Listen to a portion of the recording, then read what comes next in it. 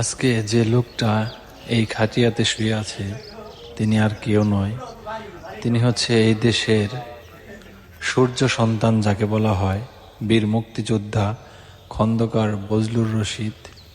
তিনি আজকে এই দুনিয়া থেকে চিরতরে বিদায় নিয়েছে। আমরা তার আত্মার মাগফিরাত কামনা করি। আর আমাদের জামালপুর সদর উপজেলা প্রশাসক থেকে তাকে শ্রদ্ধাঞ্জলি জ্ঞাপন করছে। সর্বোপরি কথা হচ্ছে, আমরা সবাই তার আত্মার মাগফিরাত কামনা করি, তার জন্য দোয়া করি, আল্লাহ যেন তাকে বেহেশত নসিব করে। আমিন।